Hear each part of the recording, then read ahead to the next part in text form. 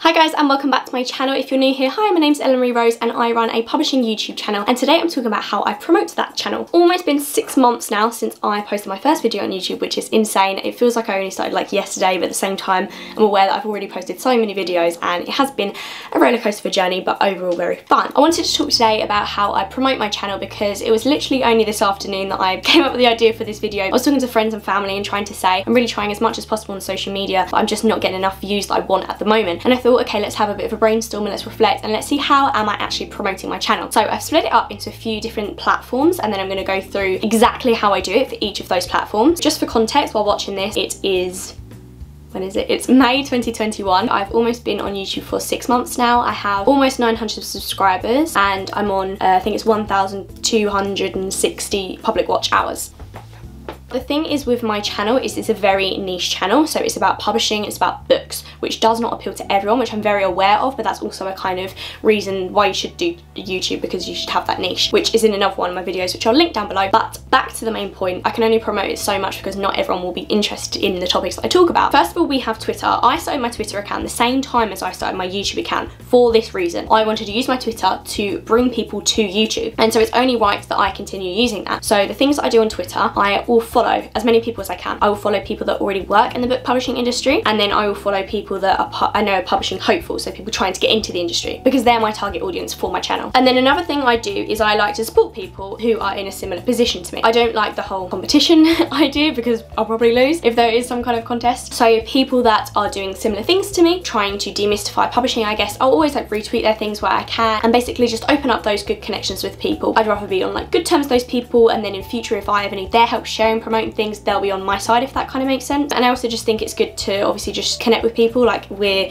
all doing this to help each other. So to name a few and to give them some shout outs, we have Christina's Story, who is the founder of the Publishing Hopefuls Facebook group. We have Oakley, who founded the Zoom sessions, the Imperfect Guide to Publishing. We have Ain, who works in the publishing industry as an events manager, and she does videos on career progression and book publishing industry. We have Leanne Rose, who is a booktuber and also works in the publishing industry. We have Mae Baxter, who also works in the publishing industry and has got a couple of videos at the moment on YouTube. We have Chelsea Graham, who founded the Publishing Post magazine. Is that everyone so far? I feel like that's the people that come to mind most. If I think of anyone else, I'll put them in the description below. Go check out those guys, because although we're doing sort of similar things and we're demystifying publishing, we're all doing it in slightly different ways on different platforms. Another thing that I do specifically on Twitter is I post the title of the new video that I've made and the link to it. So it will literally be the exact title that is on YouTube, the link to it, possibly tagging some people and hashtags, but usually just the title and the link. And that shows people that the video is up, it's live now, go watch it. It's kind of in the editing stage, but if I think that a particular part of the video is worth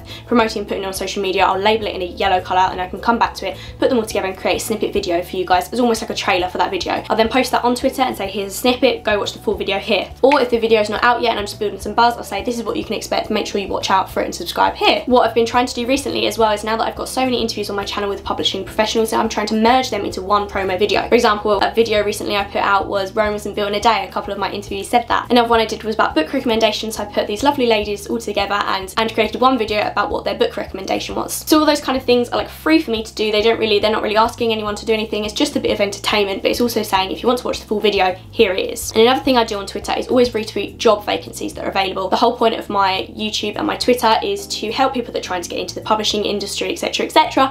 And so what's the point if I see these job vacancies and I'm not trying to share them for other people to see? They're not, for example, following like careers at Penguin or careers at Hachette or whatever, and I am, and I can retweet it, there's more exposure for those roles. So now I'm going to move on to Instagram. If you watch my other video about I started Bookstagram, you'll know that I have my main account and then I have my Bookstagram account. On my main account, I realised that the audience wasn't the type of audience that I wanted to watch my video. They're more like family and friends, and so the only things I really now put on my main Instagram is just big successes. So for example, hopefully when I get to 1,000 subscribers, I'll put that on my main account. And then I have my Bookstagram account, so there I'll post once I've put a new video up, what I'm reading, etc, and that's more specific to the audience that I'm trying to attract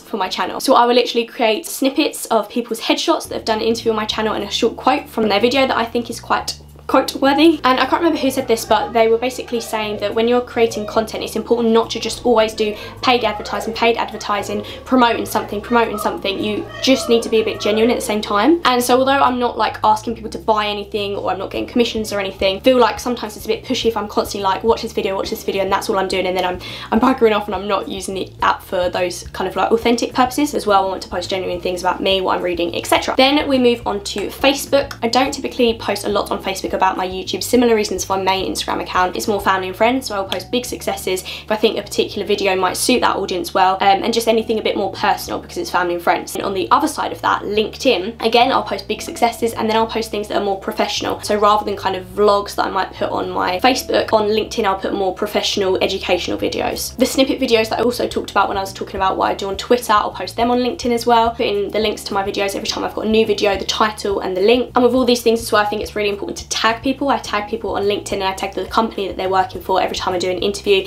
It engages more people at the end of the day. If they're liking it, if they're sharing it, it gets more people there. And then similarly to Twitter, I will connect with people and accept their requests if they're from the publishing industry, or I can see that they're trying to get into the industry. So now we're moving on to emails. Ways that I've promoted my videos in emails is every time I've attended an event, so say I've spoken on a panel of some sort, afterwards I'll contact the organizer and send them all my links and what videos I think would be most suited to that audience, and say, hey, if you can, share these on, this is my link, etc, etc. Just that extra bit, they might give that to someone might find the link, someone might watch a video, someone might subscribe. It's kind of one of the things that I've learned doing this is it's kind of like every little helps.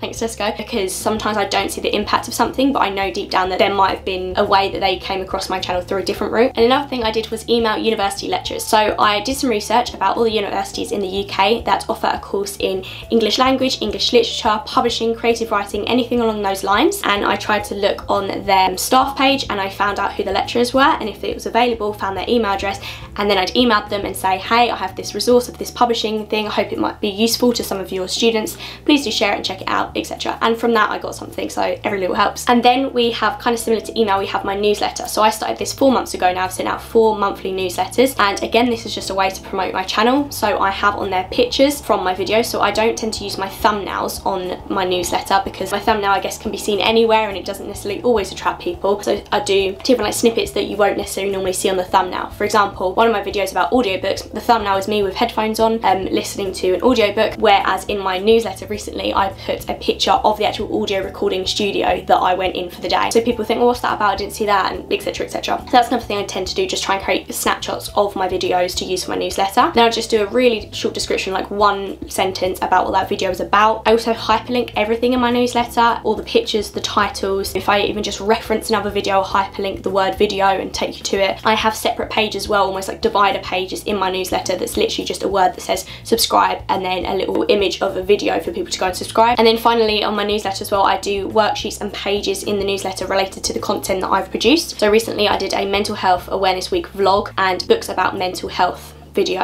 and so in my recent newsletter I did a page about mental health, telling you the mindfulness questions that helped me, and then linking the 2 videos there at the bottom should they want to watch. So kind of creating extra content along with the original content that I want people to go and check out. Hello, here I am, but on a different day. Basically, I thought, I'm sure there's something missing. I'm missing a platform here, and then I realised I completely missed talking about YouTube itself. So the ways in which I market and promote my YouTube channel through YouTube itself is using some of their features. For example, they have a description box. In that description box, in any of my videos, I will try to be as thorough as possible about what's included in that video. I'll also put any links in there. I will link videos that are relevant or that I've mentioned in that description box. Another thing that YouTube has is called an end screen. So in the last sort of 30 seconds of one of your videos, you will have an end screen appear, and it could be links to another video, it could be links to subscribe to my channel, anything like that. And then YouTube also has pop-up cards. I will try and put one up here if this is going to work, depending on if you're logged on and if you're on the YouTube app or not,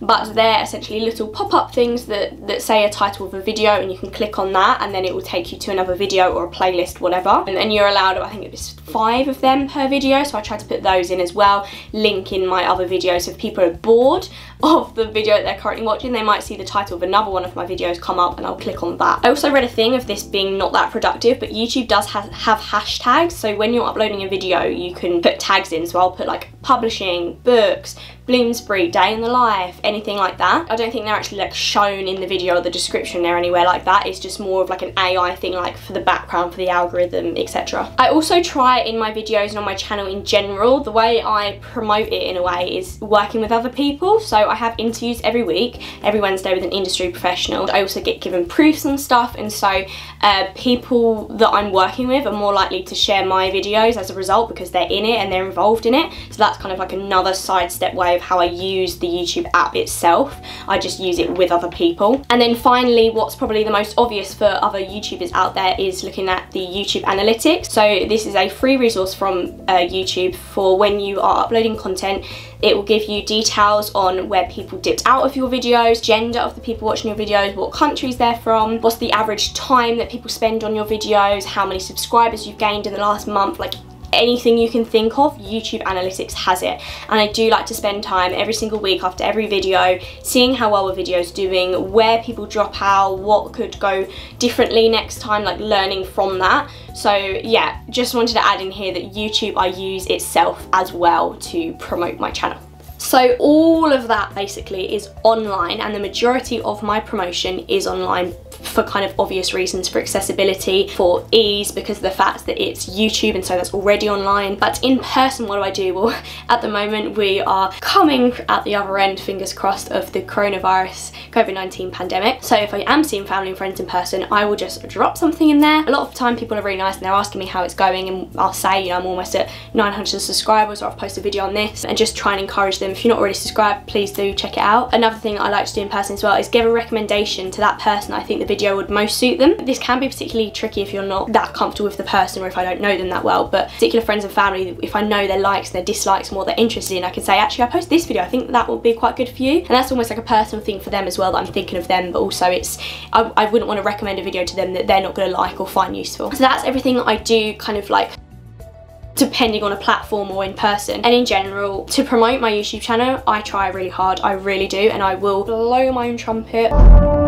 or whatever and say that I do work really hard, because I really do try on the promotion side of my YouTube. It's very hard to convince people to watch YouTube videos. Kind of linking onto that, I work on it every single day. I work full-time in the publishing industry, if you're not already aware, so it usually means before work, usually means during lunch, usually means after work. Sometimes I'll schedule for things to post during work as well, so I won't actually have to do it during work. Another thing that I do is just connect with new people. As I said, following everyone on Twitter, on Instagram, connecting with people on LinkedIn. Kind of similar to that, it's just not only connecting but engaging with them, so liking things, commenting on things, sharing things, quote retweeting, anything like that where you're actually getting your name and your face out there. Trying new things as well has been a big one for me. For example, I'd never done any kind of magazine or newsletter thing before, and I started that 4 months ago when I was trying to promote my YouTube channel. So I've definitely tried new things. I've recently started my Bookstagram account, as I mentioned, so that's completely new to me as well. I'm not used to this kind of Bookstagram life, I'm just used to Instagram. I guess in order to promote my channel, I've had to try new things and step out my comfort zone a bit. On the more fun side, I've had to try and be a bit creative as well. Creating my newsletter I actually really do enjoy, because I get to play around with my colour scheme, I get to play around with fonts and images, etc. So yeah, just trying to be creative, even with like when I'm creating snippet videos for social media. What are people going to find the funniest? I always find that they work the best, and then they want to go and watch the full video. So it's kind of trying really hard, being creative, and planning as well, I would say,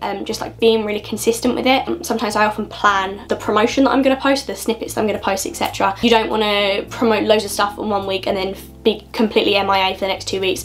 Kind of plan what you're going to be doing, be consistent, and then obviously not giving up, because as I said, it's almost been 6 months now since I first posted my YouTube video. It's insane, and I just want to quickly thank you all so much for supporting me in that time. It's been a bit of a roller coaster. I have really enjoyed it on the whole, but they are kind of the ways that I've had to myself obviously promote my YouTube channel. I'm a one-man band, so this is me trying to promote all my stuff on my own. If you are able to share my channel, share my videos, comment, anything like that, genuinely thank you so much, because it really does mean a lot. Thank you if you're sharing things, if you're promoting it for me. Word of mouth is so powerful. If I'm shouting about how good my videos are, it doesn't really mean a lot. If someone else watches it and says about it being good and sharing it, it means a lot more. So thank you. So I hope you enjoyed that. I hope that kind of helped you in some ways as well. Maybe you've got a side hustle and you're trying to find ways and methods to promote it. If so, please do plug it down below. What is your side hustle? Put it down below in the comment section, give a link to it, whatever. I've also done a couple of other videos about managing your side hustle as well, so please go check them out, and I'll put them in the description box below. Please make sure to subscribe if you're not already. Make sure you're catching up on all of my videos, and hopefully see you in my next one.